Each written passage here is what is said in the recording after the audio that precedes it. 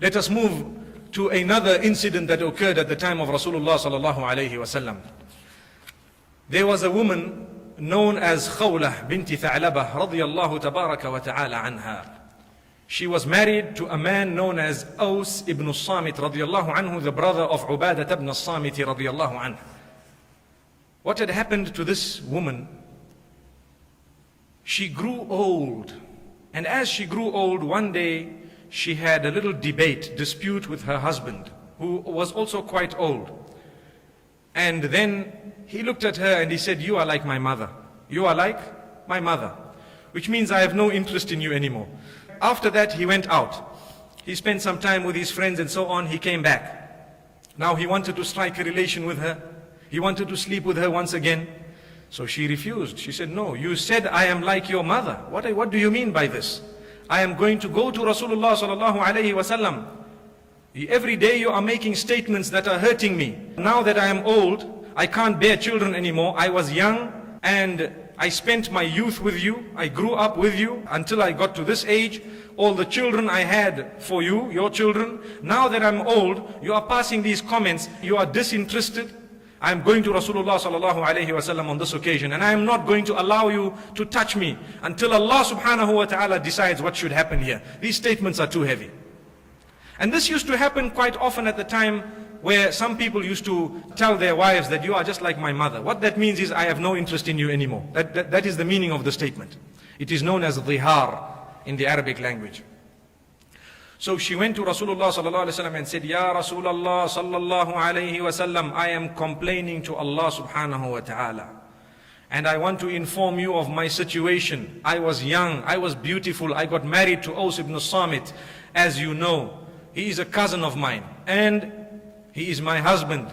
Now, after many years, I have had children. Now I can't bear children, and now you see how I look. I'm an old lady." He is disinterested and he passes comments that hurt me on a daily basis. Today he told me, "You are like my mother." Then he wanted to come back to touch me. I told him, "No, I am going to Muhammad sallallahu alayhi wasallam, and I want to complain to Allah on this occasion." So Rasulullah sallallahu alayhi wasallam looked at her and said, "Ya Khawla, that is your husband. That is your cousin. Go and make amends with him. He made a statement. It's okay. You don't have to stay away from him for this reason. Never mind, forgive him." And as she got up, she was satisfied because it was Muhammad sallallahu alayhi wasallam, but she was waiting because she said, "Ilallahi al-mushtaka." I am now complaining to Allah, and I am waiting for revelation. Immediately as she got up, Aisha radiallahu anha says, "I was in another room, but I heard the Prophet recite verses aloud, and I knew revelation came at that moment. قَدْ سَمِعَ اللَّهُ قَوْلَ الَّتِي تُجَادِلُكَ فِي زَوْجِهَا وَتَشْتَكِي إِلَى اللَّهِ وَاللَّهُ يَسْمَعُ تَحَاوُرَكُمَا إِنَّ اللَّهَ سَمِيعٌ بَصِيرٌ." Indeed, Allah has heard the lady who has come to you complaining about her husband, and Allah has heard what she is complaining about, and Allah has heard the discussion that the two of you have had. And Allah subhanahu wa ta'ala is all hearing, all knowing. He is all seeing. May Allah subhanahu wa ta'ala grant us elevation. Immediately Rasulullah sallallahu alayhi wa sallam read these verses. The woman was called back. Moments later, she was told, subhanallah, in tears she was, that I complained to Allah, and verses came down. Allah says, "I heard the complaint of this woman." And then Allah subhanahu wa ta'ala continued to say, الذين يظاهرون منكم من نسائهم ما هن أمهاتهم إن أمهاتهم إلا اللائي ولدنهم وإنهم ليقولون منكرا من القول وزورا. Those who make these statements to their wives, they should know that these statements are the most dangerous, detrimental statements, totally rejected and unacceptable by Allah subhanahu wa ta'ala. The husbands should be careful of the type of statements they make to their wives, especially at that age after they've lived with you for so many years. Now you are showing disinterest. Allah subhanahu wa ta'ala expressed very clearly in these verses that He rejects this type of statement from anyone. May Allah subhanahu wa ta'ala protect us all. And Allah subhanahu wa ta'ala confirmed for this woman that she must not let this man touch him until he pays a compensation for having uttered that statement. May Allah subhanahu wa ta'ala save us all. So what was the compensation? The compensation was either to free a slave. It is mentioned in the opening verses of that surah. In fact, it is known as Surah Al-MUJADILAH, the surah of the woman who came to complain. That is the meaning of Mujadilah, the one who came to complain to Rasulullah sallallahu alayhi wasallam.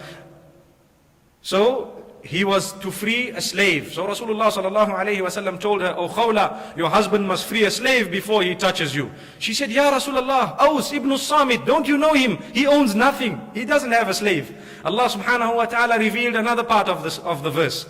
If you cannot free a slave, then you must fast for 60 continuous days without missing one day. Then you can go back to her. So she looked at Rasulullah sallallahu alayhi wasallam. She was shocked. She said, "Ya Rasulullah, he's an old man. He can't fast a single day. He is paying the fidyas. May Allah subhanahu wa ta'ala grant us acceptance. He can't fast one day. How is he going to fast 60 days? Another part of the verse came down, "Whosoever cannot even fast 60 continuous days must feed 60 poor people." She said, "Ya Rasulullah sallallahu alayhi wasallam, he has nothing. He can't even feed anyone."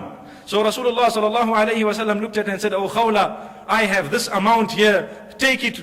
This will feed 30 people." She says, "And I have something which I own, and I will make sure that I will feed another 30. We will have 60, and then I will let him get back to me." Subhanallah. So the two of them, Rasulullah sallallahu alayhi wasallam and Khawla, the two of them solved the problem. And this man was told, and it is reported that after that, he was the best to his wife. He always used to make sure that what he utters was always pure and clean. Let me mention Umar ibn al-Khattab radiallahu anhu one day was moving with an army, his whole army, after Rasulullah sallallahu alayhi wasallam's time. He stopped the whole army one day because there was an old lady, very old lady, who just made a hand sign to Umar ibn al-Khattab.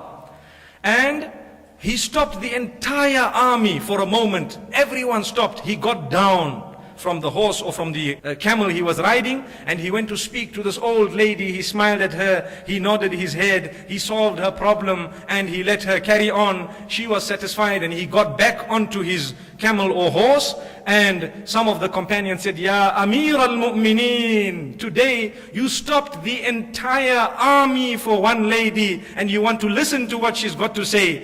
Amir al-Mu'mineen Umar ibn al-Khattab radiallahu anhu turned around and he stopped everyone again. And he said, "Should I inform you who is this lady? She is the lady whom Allah listened to. You are telling me I must not listen to her." She put her hand up like this. I had to stop and listen to what she had to say. Rabbul Izzati wal Jalal, when she came to complain, her name is Khawla Bint radiallahu anha. She came to Muhammad sallallahu alayhi wasallam on one occasion. She didn't even get up and walk a few steps. Jibreel came saying, "Allah listened to the entire complaint, and here is the answer. I swear she can stop me as many times as she wants. I will stop her. She has a virtue over the others." Allahu Akbar. May Allah subhanahu wa ta'ala grant us the understanding. These are the verses of the Qur'an, the power of the Qur'an. May Allah subhanahu wa ta'ala really and truly grant us change in our lives for the sake of Allah subhanahu wa ta'ala. Wa sallallahu wa sallam wa baraka ala nabina Muhammad. Subhanallah وبحمده سبحانك اللهم وبحمدك نشهد أن لا إله إلا أنت نستغفرك ونتوب إليك.